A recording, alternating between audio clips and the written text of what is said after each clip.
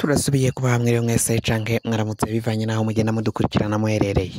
Mwese mudukurikirana muherereye mu bihugu vy'amakungu ya kure cane abadukurikira muherereye ku mugabane w'abanyamerika. Mwese mudukurikirana muherereye ku mugabane w'abanyaburaya mu bihugu bitandukanye abari hirya no hino ku mugabane wa Aziya. Mwese mudukurikira muri ngaha mu gihugu cacu Burundi, intara, amakomine, imitumba, ubucimbiri, imisozi bigiye bitandukanye bivanye naho buri umwe wese adukurikirana aherereye. Mwese ndabahaye kaze. Fyonda subscribe niba ukoresha ururimi rw'icongereza canke niba ukoresha ururimi rw'igifaransa, fyonda sabone. Hamura tujya ngaha iburyo ufyona no kantu kameze nk'agakengeri, amakuru n'ibiganiro dutoza umwanya ku mwanya bize bigushikira aho uzoba uherereye hose. Amakuru agezwe ko ariko aravugwa ngaha mu gihugu c'u Burundi, umukuru w'igihugu Varisito Ndayishimiye ahejeje kuva mu gacereri, atangaza ko abene gihugu aribo banse gushira umutekano mu minwe, ngo umunyagihugu yaciye afata ya mbere akaja mu mutekano gushigikira umutekano, ngo agaca yitwa ko ari imbonerakure, ngo akaba yita ko ari hutu nazi imbonerakure. Ivyo vyose rero ngo nivyo vyangiza umutekano w'igihugu nk'uko Varisito Ndayishimiye ahejeje kuva mu gacerere akabivuga. Ni mu gihe abagwanyi ba Rede Tabara bariko barigamba ibitero bariko baragira ngaha mu gihugu cacu Burundi. Umukuru w'igihugu Varisito Ndayishimiye we akavyagiriza abene gihugu ko aribo banse ko umutekano ufatwa mu minwe n'abene gihugu ubwabo, ngo bakatangura kugwanya imbonerakure. Umukuru w'igihugu Varisito Ndayishimiye mu majambo ye yumvikanye ashigikira cane urwaruka rw'imbonerakure n'abatari urwaruka ariko bari mu mutwe bahurikiye mu mutwe w'imbonerakure. Ashigikira ko imbonerakure zigomba kubahwa cane ngaha mu gihugu c'u Burundi, ko kandi imbonerakure ngarizo zifashe umutekano mu minwe. Avuze ko ngo mu mezi 3 aheze ngo nta hantu hacumvikana umuntu yibishije inkoho, ngo nta muntu yaraherutse kwiba akoresheje inkoho canke ngo humvikane urusaku rw'inkoho mu bene gihugu. Ivyo ngo nuko umutekano bawufashe mu minwe bakawugira ikintu ca nyambere, ikintu cibanze bagomba guherako. Ngo urwaruka rw'imbonerakure ngo nibwo rwafashije cane mu guca abari bafise ibigwanisho bicira umuriro, abasuma bibishaga inkoho, abibishaga ivyo bigwanisho. Ivyo nivyo umukuru w'igihugu Varisito Ndayishimiye yaciye ashikiriza mu majambo ye, ariko abatari bake barabona ko umukuru w'igihugu igihugu camuyobeye atariko arafata ingingo ruhasha, ingingo zigomba gukurikizwa kugira ngo uyu mutekano uboneke mu bene gihugu. Aravuga ko abene gihugu aribo banyegeza abo bagwanyi ba Rede Tabara, ni mu gihe abene gihugu nabo bama bahakanye. Akavuga ko niba yabagiriza ko aribo banyegeza abo bagwanyi aho batuye, izo mbonerakure zirahari, ubwo izo mbonerakure nazo zoba zinyegeza abo bagwanyi ba Rede Tabara canke zikaba zifise amakuru ariko ntiziyatange ku gihe ngo ziyashikane aho agomba gushikanwa hakiri kare, umutekano utarahungabana. Ibintu bibandanya kuba bibi cane ngaha mu gihugu c'u Burundi.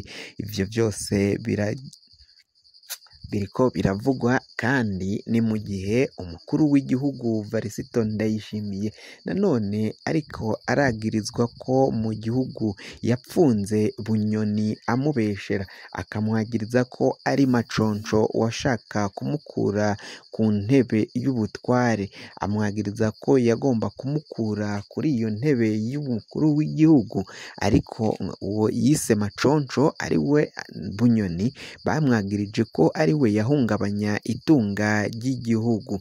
Bunyoni baramwagirije ko amahera y'amadevize ngo niwe yafata ingingo zikomakomeye cane afatanyije n'abandi bashikiranganji bari bafatanyije mu kurwanya umukuru w'igihugu Varisito Ndayishimiye. Mwararavye ko benshi mu bashikiranganji Bunyoni yari yaciye ashigwa ko barabahindaguye, bamwe babavana mu bushikiranganji barimwo babimurira mu bundi, abandi barabakuye hazamwo abashasha bagenwe na Ndakugarika. Bagiriza Bunyoni ko ari we yari azi ukungene amafaranga y'amadevize aboneka ngaha mu gihugu c'u Burundi agaca ayanyegeza. None ko Bunyoni atagihari, amafaranga y'amadevize kuri ubu ngubu arihe? Maconco mushasha yoba arihe?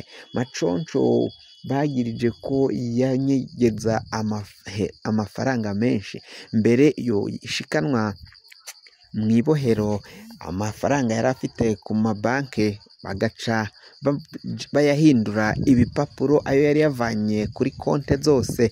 Umukuru w'igihugu Varisito Ndayishimiye akaba yarumvikanye avuga ko agomba kuyahindura ibipapuro.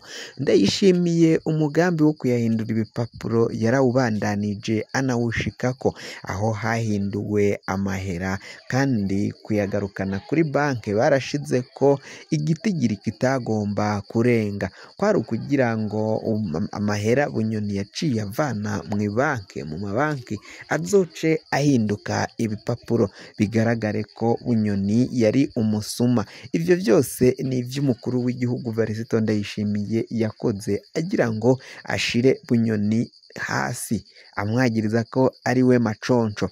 Ivyo byose ariko kuri ubu ngubu birabandanya kugenda bitahurika, vyibonekeza ko Bunyoni bamubesheye. Ivyo vyakozwe n'umukuru w'igihugu kugira ngo amukubite hasi. None kuri ubu ngubu ko amahera y'amadovize none yaciye abura. Si ivyo gusa, Bunyoni baramwagiriza ko n'isukari itariko iraboneka. Gushika amanga ya Bunyoni arafunze, nanone isukari yaraciye ibura. Kuri ubu ngubu mu gihugu c'u Burundi umuyaga nkuba warabuze, igitoro carabuze, atani nima iri ku masitasiyo. Kuri ubu ngubu rero hakaba hibazwa ese Bunyoni yoba ari we maconco koko canke siwe? Ikindi kandi amakara mu gihugu c'u Burundi yabaye ndanse, abene gihugu barageramiwe cane, atanumwe ariko arakora ku munwa bivanye ko ibicanwa vyaciye bizimba, ibicanwa vyarabuze, amakara yabaye ikibazo. Kuja gutonda kugura amakara ni nko gutonda kuja gufata impungure canke impengeri ngaho mw'ikambi y'impunzi.